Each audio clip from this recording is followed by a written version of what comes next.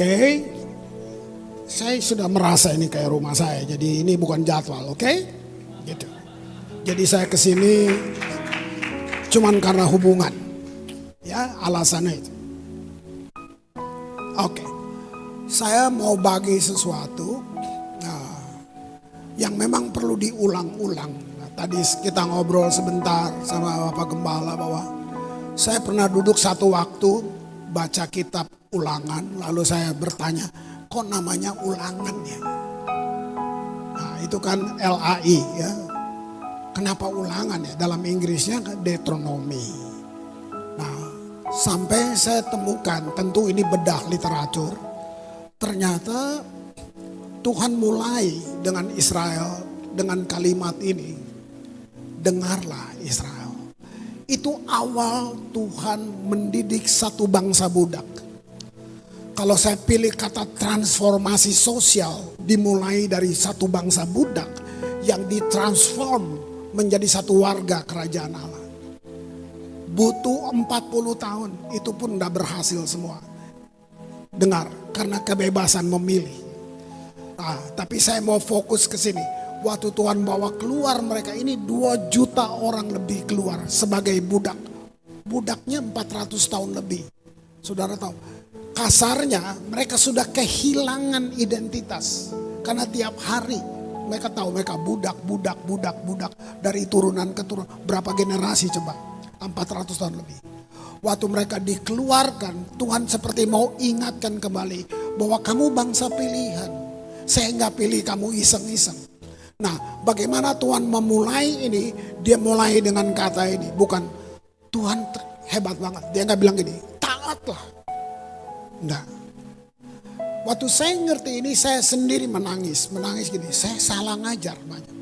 Tuhan tidak mulai dengan kata taatlah, karena itu kata yang akrab buat budak. Taat. Gua cambuk lo ya.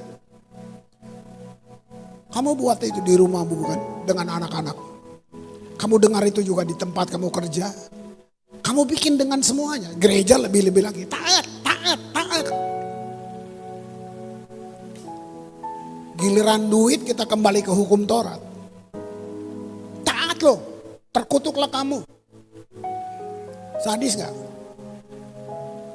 Lihat itu. Wow, saya duduk. Saya gembala. Ini tahun ke-31. Tuhan tidak mulai dengan itu. Saya punya Tuhan yang begitu lembut. Kalau saya pakai kata ini, dia romantik sekali. Dia penuh kasih, gak main-main. Apa Tuhan mulai kepada budak ini? Dia mulai dengan kata ini. Dengarlah hai Israel. Ceritakanlah tentang Tuhan Allahmu. Saat engkau duduk, saat engkau berdiri, saat engkau berpergian.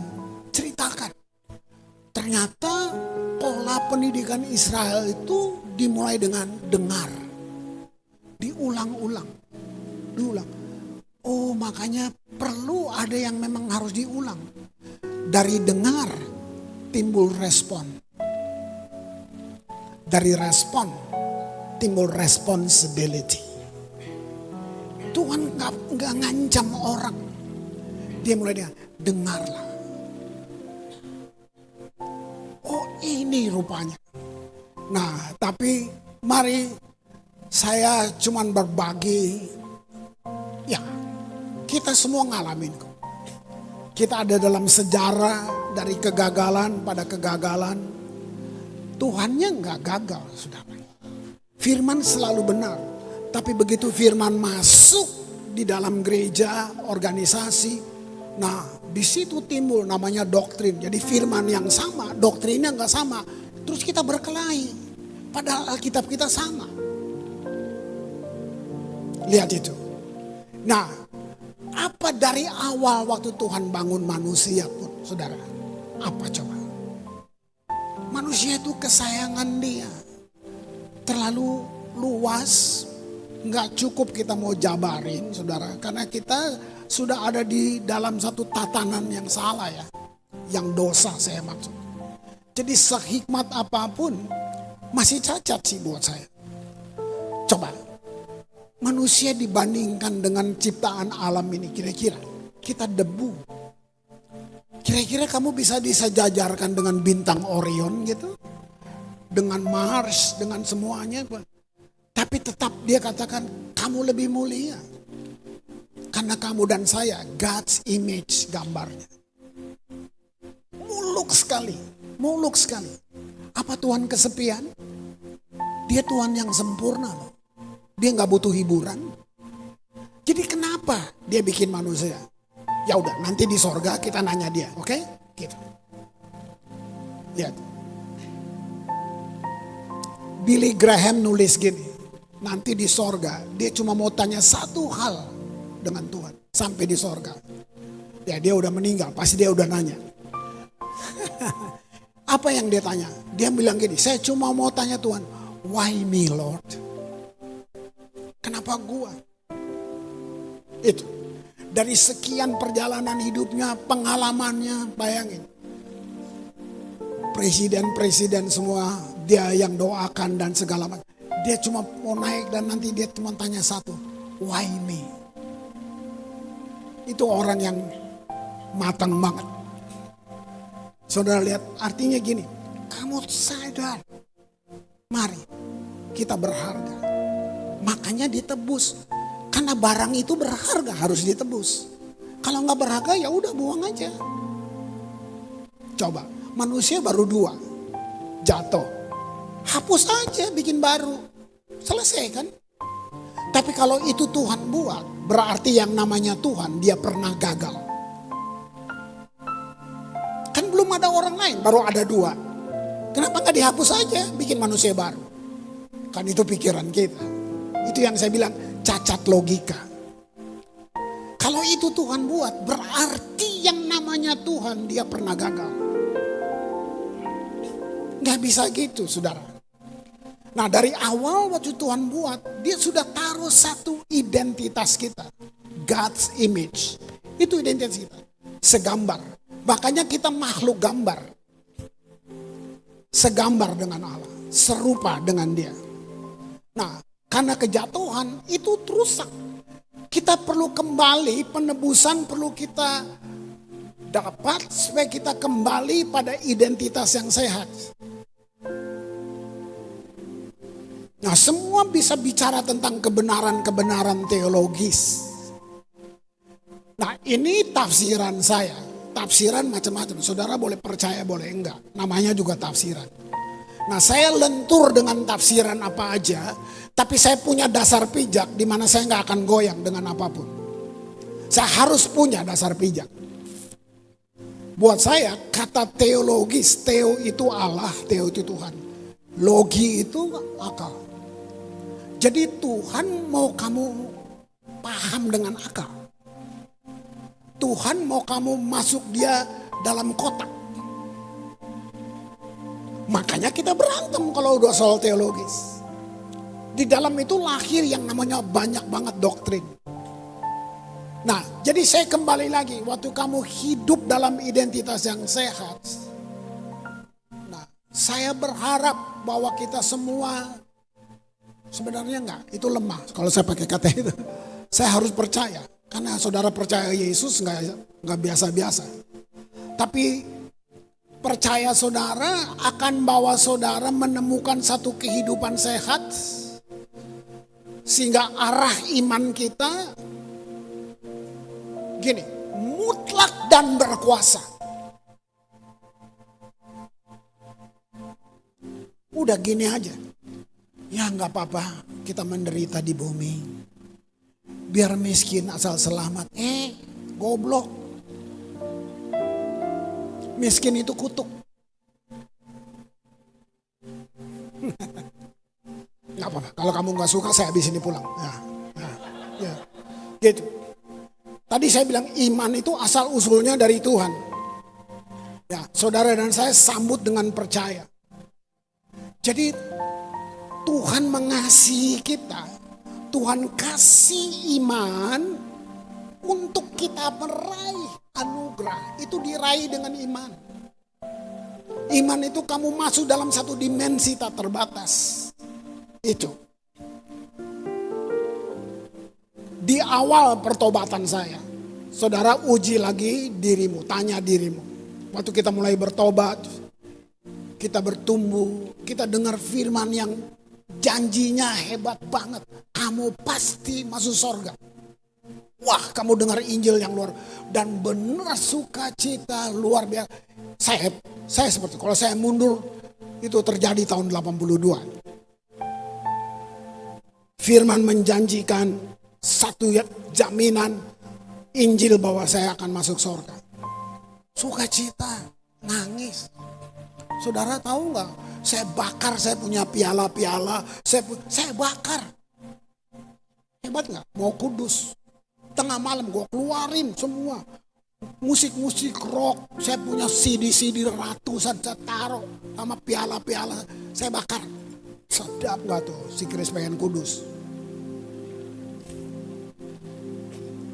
Kenapa? Jatuh cinta banget, keren banget Tuhan gitu. Dengan berjalannya waktu, haus dong, lapar, mau laut Tuhan lebih banyak. Ikut seminar-seminar, pedalaman-pedalaman Alkitab. Dulu saya ikut namanya sekolah Alkitab malam, tapi nggak lulus gitu. Ikut semua. Lalu mulai masuk gereja. Begitu saya masuk gereja, saya baru ketemu kalimat ini yang saya sebut tadi, doktrin. Nah nanti saya punya teman yang gereja lain, waktu kita ngomong, oh kok beda? Iya ini doktrin. Wih, ternyata apa sih doktrin? Kayak doktrin tuh kayak ada satu tongkat pengukur. Disitulah yang tadinya saya suka cita, indah banget, gue pasti masuk surga. Tiba-tiba ada satu persyaratan-persyaratan yang harus saya penuhi supaya Tuhan berkenan. Nah mulailah saya lemas di situ. Saya harus hidup dalam standar tertentu supaya Tuhan terima saya. Dan saya mulai hati-hati. Saya takut Tuhan tidak berkenan dengan penampilan saya. Yang ini duniawi, yang ini gini. Saya bakar semua musik-musik itu, kenapa? Itu duniawi. Setelah puluhan tahun, ada banyak anak-anak Tuhan yang menangis datang ke saya. Mereka melayani musik di gereja. Dan mereka panggil saya cuma menangis. Om, saya kerja om. Pekerjaan saya musik. Saya kasih makan anak istri saya dengan musik om. Tapi kita di gereja dilarang dengar musik dunia om. Saya gak bisa kerja yang lain om. Tuhan berkenan gak om? Boleh gak om? Kok kita gak boleh? Menurut om gimana? Kita gak boleh dengar musik dunia. Saya sudah lalui itu. Saya bilang mereka, ya udah jangan tinggal di dunia.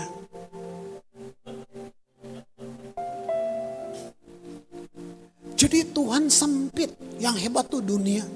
Dunia kuasain semuanya. Kita nggak boleh ini, nggak boleh ini, bajumu mesti gini, ini. Jadi kita sempit banget. Itu yang saya maksud doktrin. Ada satu tongkat pengukur yang bukan saya takut. Nanti Tuhan nggak pakai saya lagi. Nanti Tuhan tidak mau lagi bersekutu dengan saya. Mungkin kamu ketawa, kamu masih di sini. Saya hitung dengan jari. Ini tahun ke-8. Tahun ke-8. Tuhan tarik saya keluar dari tembok gereja. Untuk pergi lihat di luar sana. Bukan saya tinggalin gereja, saya masih gembala. Saudara. Saya masih ambil kelas lagi. Karena saya tahu, saya butuh banget yang saya masih sekolah lagi, ini udah 5 tahun. Tapi Tuhan tarik saya keluar, nonton di luar. Saya bisa bilang Tuhan tuh Tuhan yang ada di arena kehidupan.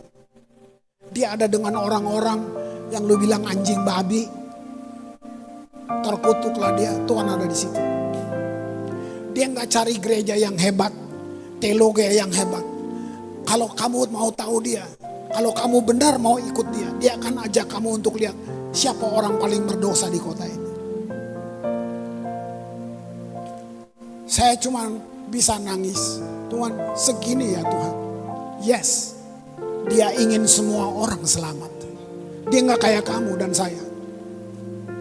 Biarin aja mampus dia. Mungkin gak gitu kata-kata kamu, tapi di dalamnya bisa begitu. Kita butuh satu suntikan yang tanpa diracuni doktrin-doktrin itu. Saya bilang doktrin agamawi. Untuk saudara bisa ketemu identitasmu yang sehat. Bebas dari semua racun-racun itu. Nah, saya mau ajak kita lihat sejarah mundur ribuan tahun. Mulai dari bangsa Israel itu tadi. Tadi saya bilang dimulai dengan mendengar. Keluaran 24 ayat yang ke-7. Ini bagaimana doktrin meracuni. Diambilnyalah kitab perjanjian itu. Namanya perjanjian antara Tuhan dan manusia. Dibacakannya dengan didengar oleh bangsa itu.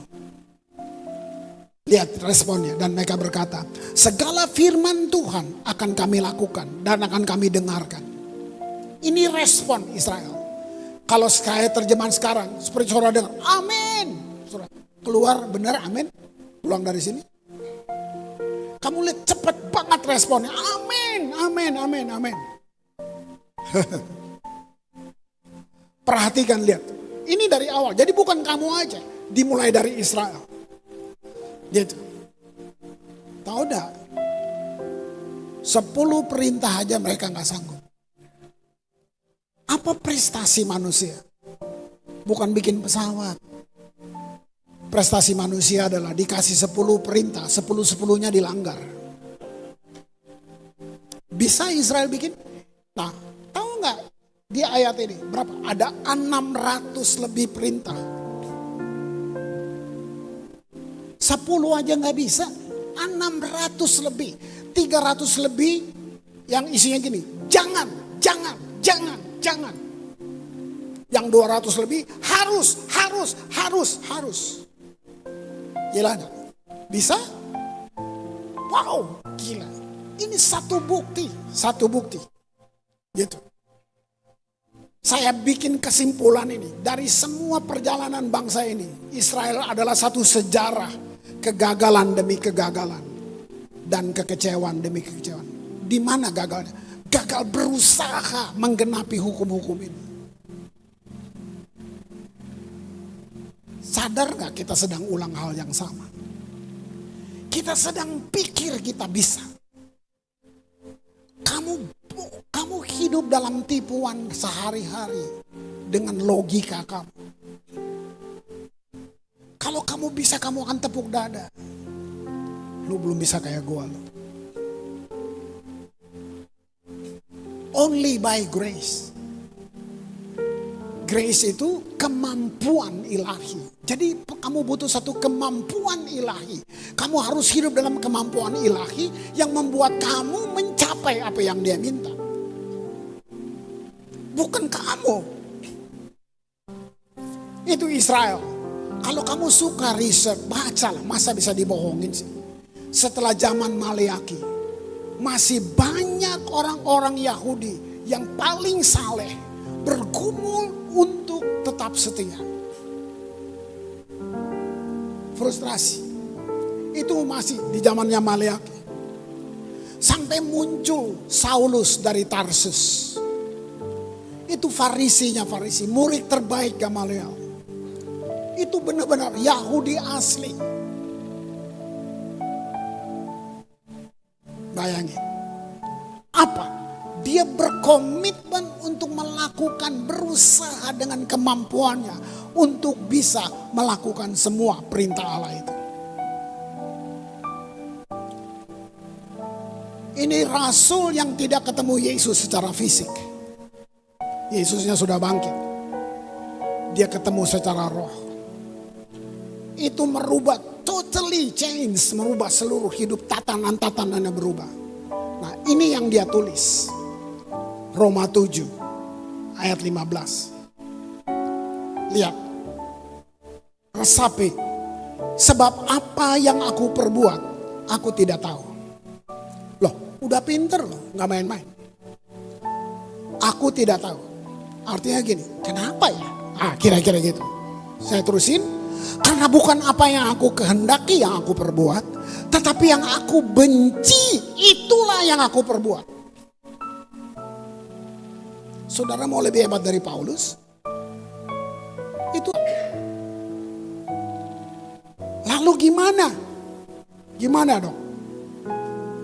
Tadi Saulus dari Tarsus, Martin Luther, Ibu Teresia, semua tampak bergumul di bawah namanya satu sistem agama. Itu yang menyiksa kita. Yang tidak memberikan rasa kepuasan atau pencapaian. Yang ada cuman kesedihan. Sekarang saya kasih 3 pilihan buat kita hari ini. Buat saya juga. Pertama, kita mau hidup dengan cara lama. Seperti itu. Yang kamu tahu kamu gak bisa. Bawa pada kecewaan. Yang kedua, cara baru. Gratis. Oleh kasih karunia. Itu pilihan. Atau cara 3, campur lama baru. Yang saya nonton, ini yang paling banyak dalam kekristenan. Gado-gado. Campur lama baru. Giliran yang ini kembali ke Taurat. Giliran yang ini, dengar, hukum Taurat tetap kudus dan benar. Masih dihargai. Tapi yang jadi masalah, tidak ada satu orang pun bisa beroperasi dengan sukses di bawah semuanya itu. Nah, untuk alasan ini Allah berinkarnasi dalam Yesus. Itu Yesus adalah Allah yang inkarnasi. Dan dia datang mengatur satu perjanjian yang berbeda. Kita hidup di dalam perjanjian itu. Ibrani 10 ayat 16. Sebab setelah ia berfirman, inilah perjanjian yang akan kuadakan dengan mereka sesudah waktu itu. Ia berfirman pula, aku akan menaruh hukumku di dalam hati mereka dan menuliskannya dalam akal budi mereka. Ini yang dia buat. Aku menaruh hukumku. Jadi perjanjian baru menyangkut keinginan Tuhan, bukan keinginan manusia. Udah nggak tahu mau bikin apa lagi. Yaitu dia tulis di dalam diri kita, sehingga kita punya jaminan menjadi umat yang nggak peduli dengan apa yang terjadi, karena kita sudah dijamin.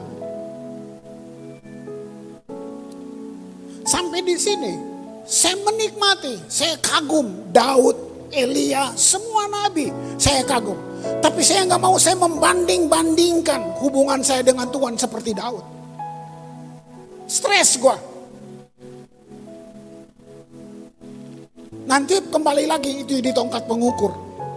Saya mau menggantikan hubungan Tuhan seperti Esther, Daniel, dan itu semua memang ada. Itu semua kayak cerita, itu kayak cermin untuk saya lihat Tuhan.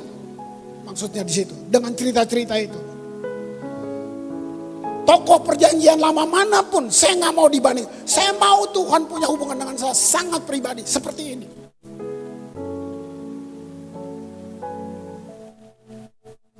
Tuhan sangat pribadi dengan kamu. Kamu nggak bisa tiru cara hubungan orang lain. Tuhan sengaja bikin kita berbeda. Pikir baik-baik, sengaja berbeda. Nggak ada yang sama. Sidik jarimu aja nggak sama. Kenapa kita bikin seragam?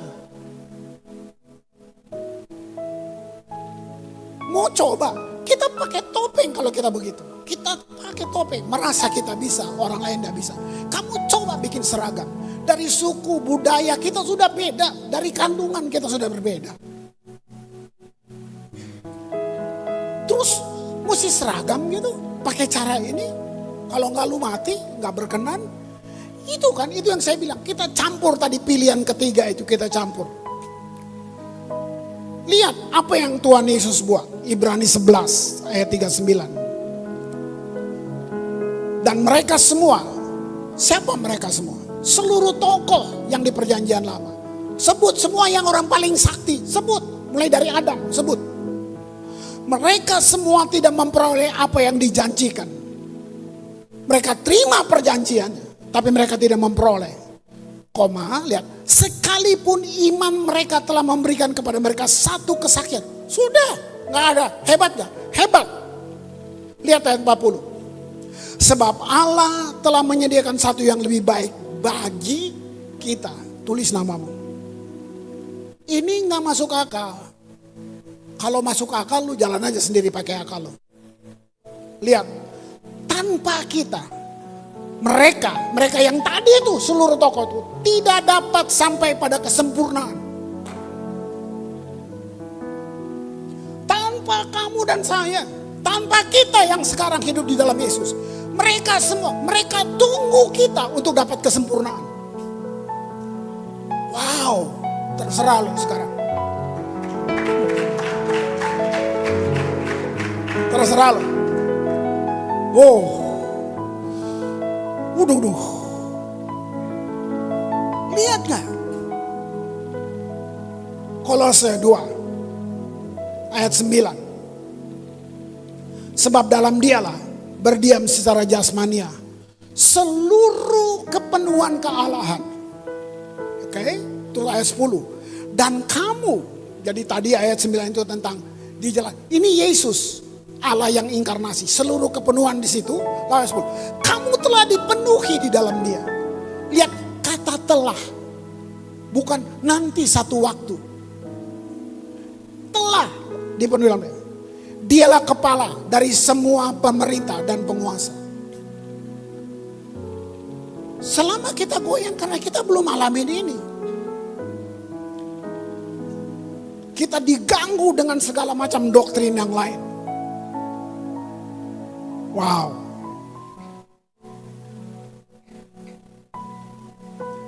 Dua Petrus 1 ayat 3.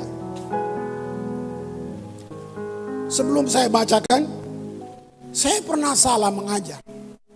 Karena ada firman yang bilang. Saya sering bilang gitu. Lihat tuh, tukang ikan bego. Gak ngerti, cuman bahasa Aram.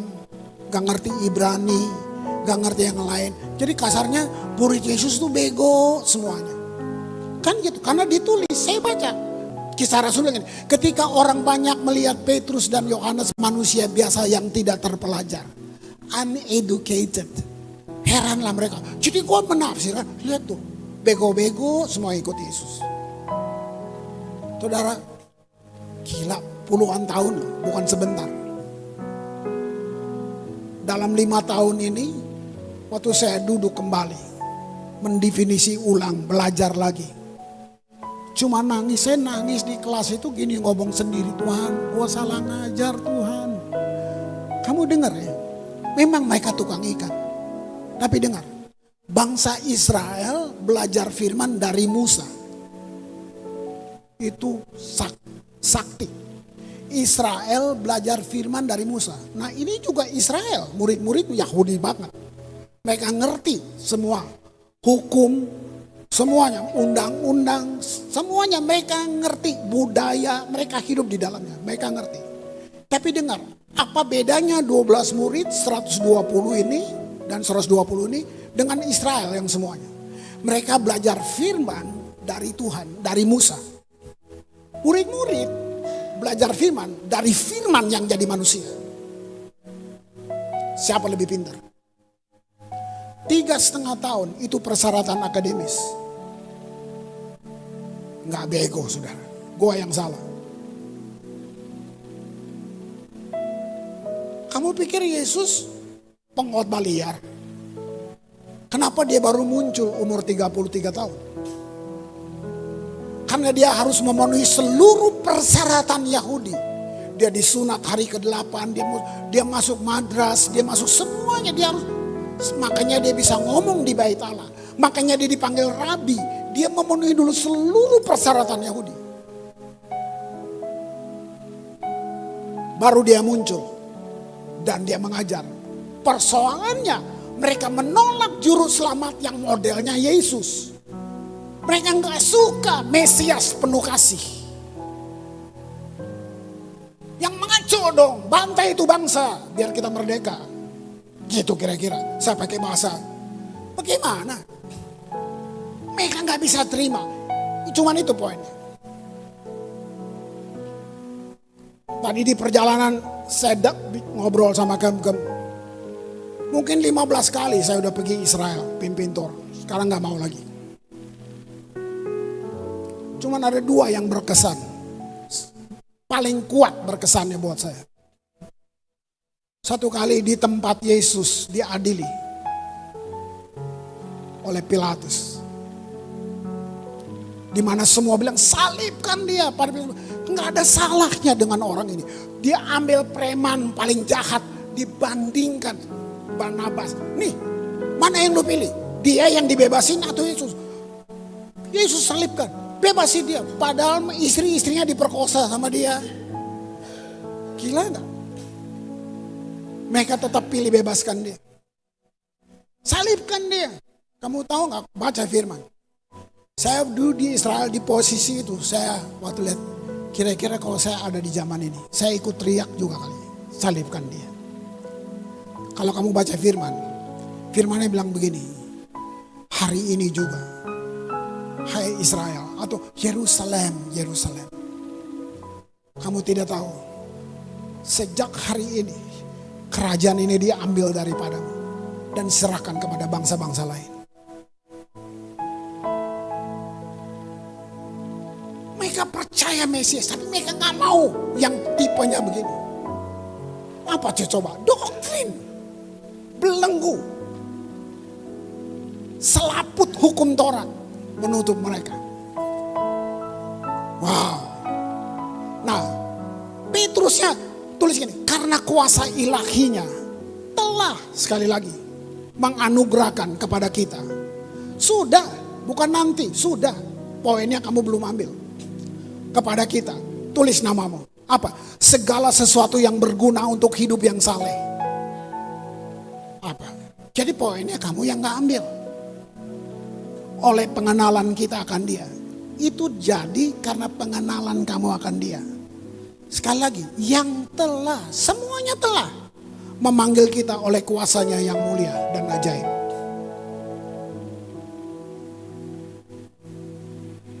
Kita termakan dengan banyak doktrin.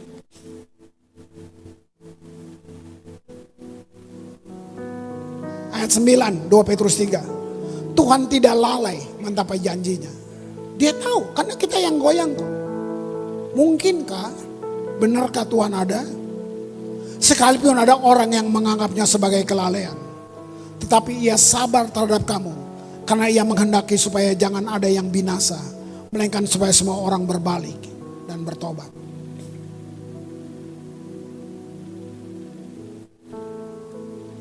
Ini juga buku yang saya baca kok.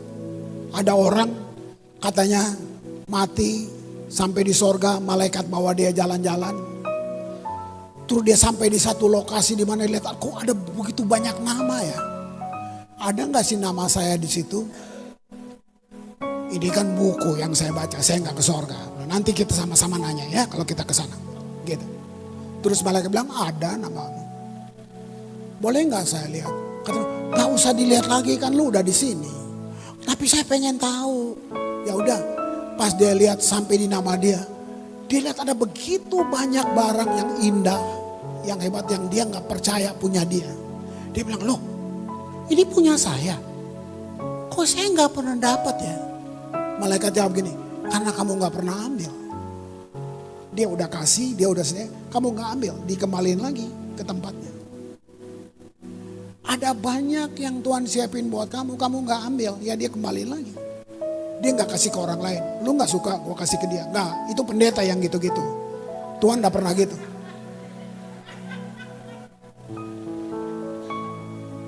Kamu bisa lihat gak? Wow. 2 Petrus 3 ayat 9, Tuhan tidak lalai. Tuhan bertindak demikian jauh untuk selamatkan kita yang berdosa. Jadi lahir baru itu memang penting. Nah, ini satu hal yang kita perlu sadari. Begitu kamu lahir baru, kamu langsung ada dalam perang terbuka dengan si kunyuk itu. Kok dulu belum bertobat enak ya Pak? Iya kan dulu lu berteman sama dia. Sekarang lu jadi musuh. Jadi begitu kita langsung ada dalam perang terbuka. Setelah saya berjalan cukup lama, saya baru sekarang sadar. Ternyata setan tuh panjang sabar loh. Gak kayak lu emosian gitu. Dia sabar, dia tunggu sampai lu lemah. Dia sabar banget. Segala konsep teologi, segala konsep pengajaran dia punya. Makanya dia disebut bapak penipu. Dia bukan punya power, dia punya daya tipu. Gila. Wow. Nah, kita ketipu. Tuhan bertindak begitu jauh untuk kita. Hanya karena kita merasa gak punya apa-apa. Iman saya kecil Pak. Itu konsep apa yang lo pegang? Firman bilang iman sekecil biji sesawi, gunung bisa pindah. Jadi kita suka bermain perasaan yang kita jadiin alat ukur. Gak bicara iman kecil, iman besar. Sekecil biji sesawi. Itu kan maka doktrin-doktrin itu kan yang bikin kamu gitu. Gitu.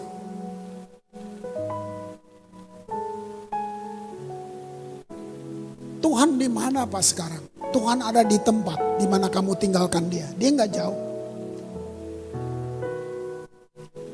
Dia ada di situ, di mana kita tinggalkan dia.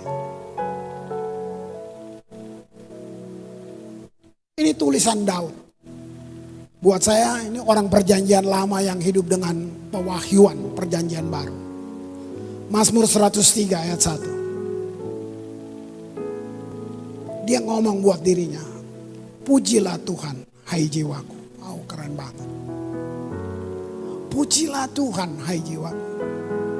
Dia gak peduli dengan, saya baru, ini juga riset kan. Saya menemukan. Saya menerima itu sebagai, ya benar. Saya bertanya bertahun-tahun, apakah Daud anak asli? Dan baru dalam tahun ini, karena saya nggak berhenti riset. Mazmurnya bilang ini, sekalipun ayah dan ibuku meninggalkan aku. Itu bertanya, berarti Daud bukan anak asli dong ya. Lihat itu.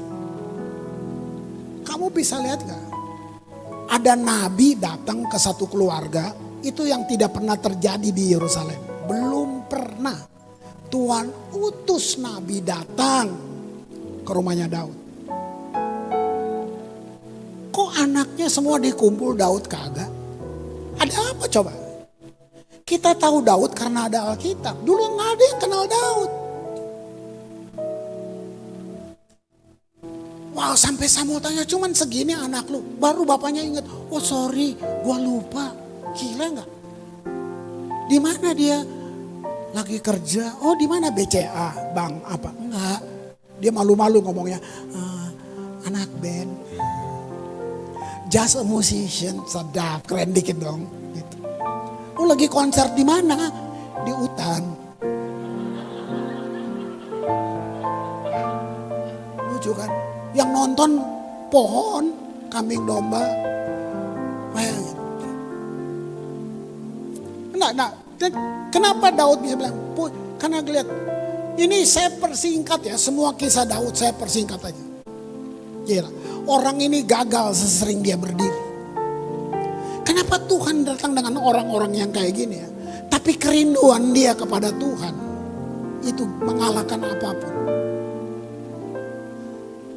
Saya simpulin aja ya, kasarnya Allah tuh ngomong gini sama Daud, Ut, nanti ya, satu waktu nanti saya berinkarnasi, saya mau datang dalam bentuk manusia.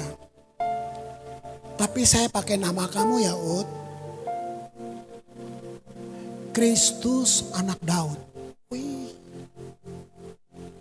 Berarti lebih terkenal Daud dong dari Kristus. Hebat. Mari saya kasih tahu, ini kabar baik. Kamu yang terhilang, kamu yang rasa gak ada gunanya, itu kan perasaan kamu. Itu kan kamu yang menilai dirimu sendiri. Kamu ukur dirimu karena orang yang bilang.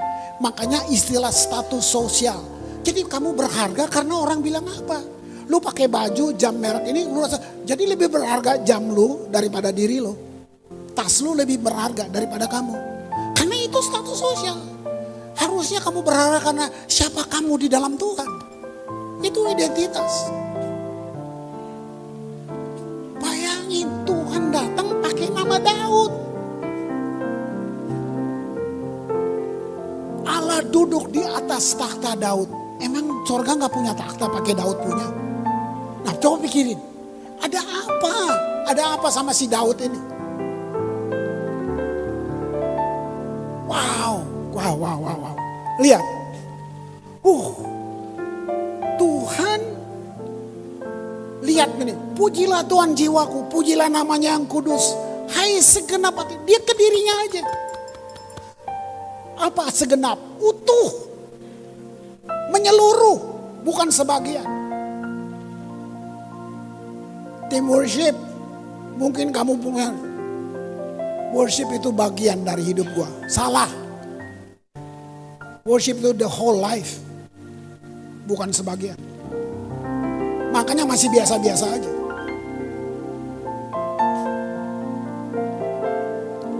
Saya pernah bawa tim saya ke Belanda. 30 orang paduan suara pergi ke Belanda. Naik pesawat gak pernah saudara. Sekali berangkat ke Eropa. Gak dibayarin. Saya bilang nabung setahun. Mau gak? Saya diundang. Saya pengen kalian rasakan. Yuk. Pada melihat gini. Gak pernah naik pesawat dari Ambon. Ayo. Bikin kotak. Tulis. Belanda. Tiap lu mau beli bakso, ingat Belanda gak jadi, masukin ke situ. Nah, setahun ya, saya bilang setahun. Lu mau bikin apa ya? Benar saudara. Saya kasih penyuluhan kayak penyuluhan orang mau pergi naik haji gitu. Ini Eropa, cara lu pakai toiletnya begini. Saya dan istri kita.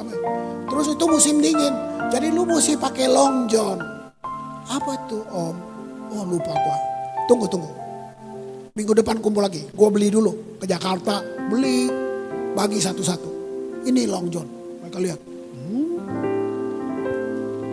Mungkin lu ketawa. Gue nangis. Mau berangkat. Malam terbang ke Belanda. Di Cengkareng. Kok udah pada berkeringat ya. Udah dipakai long johnnya.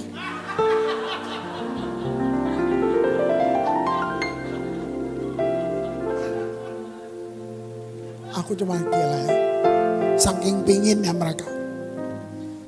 Pesawat terbang. Aku jalan-jalan ke bangku demi bangku. Lihat, mereka cuma nangis. Om ini kita pergi ya om. Iya. Turun di Belanda. Baru mendarat. Udah nangis. Karena buat mereka itu hayalan. Itu hayalan. 9 kota. Kami melayani. Saya bayar bus. $1, 1 mile $1. 1 euro waktu. Itu tabungan kita. Jadi gak ada minta-minta duit dari Belanda. Nah waktu saya dikasih persembahannya dipakai. Jadi kita sewa satu rumah untuk 3 minggu. Saya tinggal sama-sama di situ. Kita pergi. Jadi saya bebas khotbah. Mau marah mau apa kayak kan gue gak minta duit loh. Ini depan bule-bule saya ngomong gini. 200 tahun lalu kamu bawa Yesus ke kota saya. Sekarang saya datang untuk bilang, Yesus yang kamu bawa dulu dia masih hidup. Dia masih ada. Mereka nangis. Kayak mimpi. Kita jalan malam-malam gini. Nanti salah satu anak datang ngomong sama saya, Om, ini udah luar negeri Om. Udah.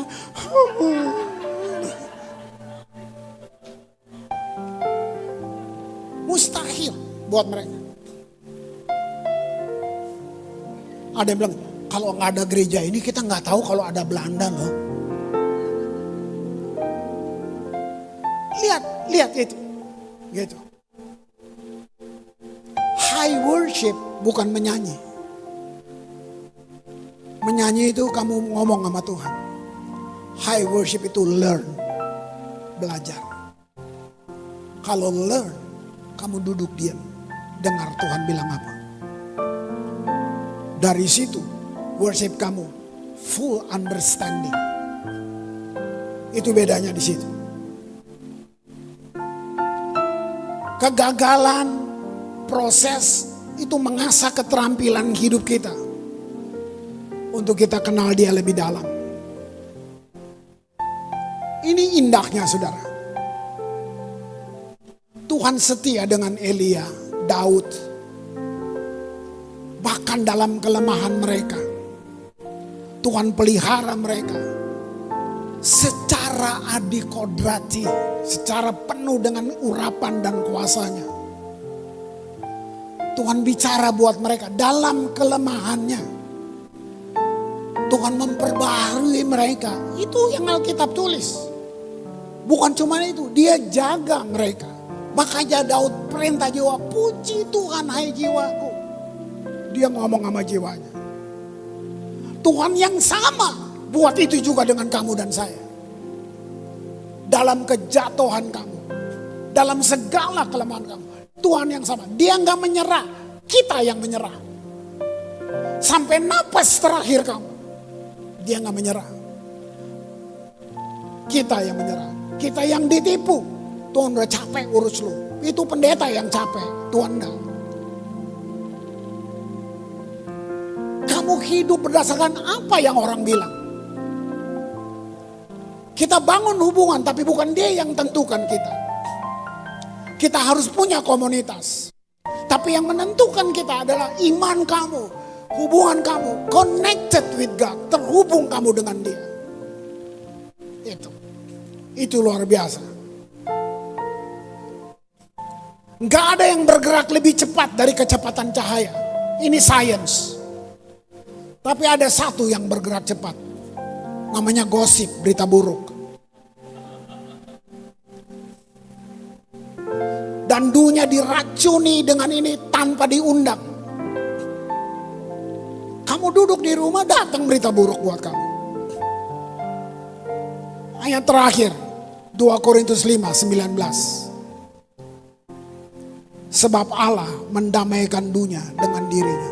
Coba. Kamu bisa lihat. Perjanjian damai diberi, tahun depan perang. Itu kan yang manusia bikin usaha manusia. Udah sepintar apa coba. Sekolah setinggi apa. Punya posisi setinggi apa. Buat perjanjian, perang lagi. Kamu lihat itu yang terjadi. Tapi Tuhan mendamaikan dunia dengan dirinya oleh Kristus dengan tidak memperhitungkan pelanggaran mereka. Kalau hitung, Dia nggak hitung pelanggaran kamu. Kalau hitung, lu mau kayak Luther, salib-salib cambuk-cambuk diri. Lu mau susun dosa lu tiap hari bikin catatan. Nggak cukup semua kertas. Bayangin, dosa bukan apa yang kamu buat baru disebut dosa. Yang kamu tidak buat dosa. Bisa. Lihat itu. Ia telah mempercayakan berita perdamaian kepada kami. Artinya gini, kamu yang ngalamin kasih karunia, kamu menjadi penyambung lidah Tuhan. Kamu yang bawa berita, ada kabar baik buat kamu. Tuhan bisa tebus kamu. Ada kabar baik, kamu bisa berubah. Itu, kalau orang Kristen gereja buat itu, sudah berubah semuanya. RT kita aja gak berubah, karena kita kayak gitu.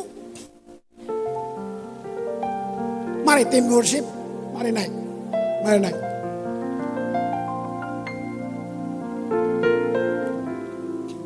Saya mau saudara tangkap ini. Saya mau saudara ngerti ini. Jadi waktu kita nyanyi, nggak ada satu tongkat mau, nggak. Kamu mesti itu, I will, keputusan diri kamu. Saya mau Tuhan. Kamu kayak Daud bilang buat diri, hai jiwaku, puji dia. Ngomong sama dia, bukan karena disuruh-suruh. Makanya saya selalu bilang, jangan suruh orang menyanyi. Itu setiap WL mesti ngerti itu. Kalau kamu buat itu, kamu berubah. Kamu motivator. Seorang worship leader itu inspirator. Penyembahan bukan repetisi. Penyembahan itu fresh. Kamu lihat kemah, awan berdiri, semua Israel sujud menyembah. Habis itu awan bergerak, bongkar kemahnya, jalan lagi. Berhenti, buka lagi, berarti selalu baru. Lagunya boleh sama. Fresh, bikin lagi, nyembah lagi. Bukan mesin. Lagu bisa sama. Spiritnya selalu fresh. Enggak, ini cuma bilang, kalian punya hak mau setuju enggak? Ya toh, berusaha untuk enggak diperintah sedikit, sekecil apapun. Coba aja. Kalau mereka nggak nyanyi, kamu nggak salah. Itu kan mereka yang nggak mau nyanyi, bukan kamu yang salah. Ayo, nggak usah tergoda dengan crowd. Berarti kamu nyanyi karena disuruh, duduk berdiri karena disuruh. Harusnya ini, I will. Kamu berdiri, kamu dengar kata-kata lagu itu, kamu setuju. Ya Tuhan, itu keren. Keputusan pribadi kamu. Wow. Itu yang bilang worship with understanding. Nah, saya kepengen praktek. Coba kamu nyanyi. Kamu dengar sampai kamu suka. Kamu bilang yes dalam dengar itu. Ayo berdiri sendiri, nyanyi, ikut. Mau salto, mau apa nggak apa-apa. Ini bukan ruang pengadilan. Sebelum saya berdoa buat kamu, coba dengar. Silakan.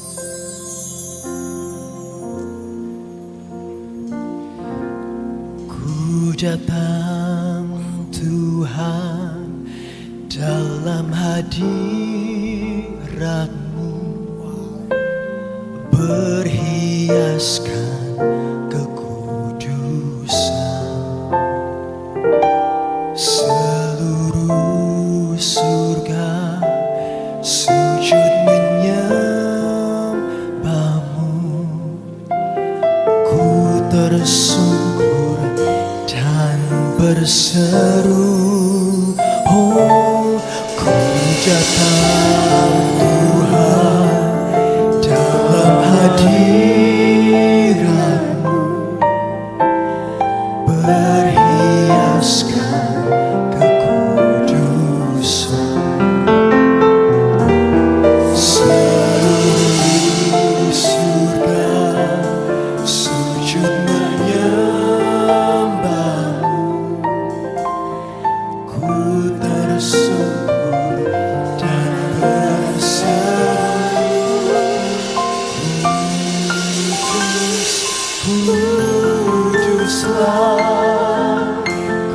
Kuduslah Tuhan,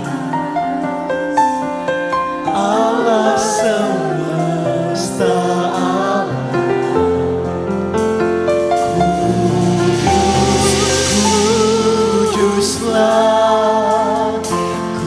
Kuduslah Tuhan,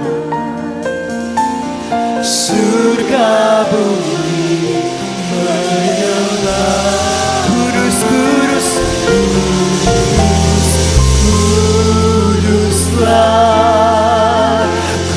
Kuduslah Tuhan,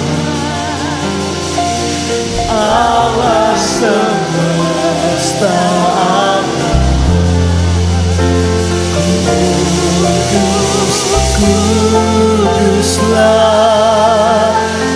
Kuduslah Tuhan, surga bumi menyembah.